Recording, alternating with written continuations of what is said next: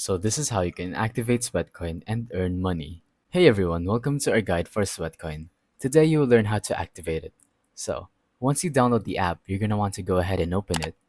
And once you do, it will ask you to sign up with your Apple ID. So just go ahead and sign up and then you're pretty much good to go.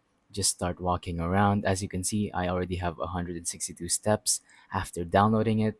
It tracks your steps and yeah, how many steps you make in a day and then pays you based on how many steps you have. So as you can see, 1,000 steps generates one sweat coin minus 5% processing fee. We don't accept bumps and shaking. So you can't actually just shake your phone to earn steps and money. You're actually gonna have to walk because I'm pretty sure it uses your location to figure out where you are if you're really walking and whatever you do.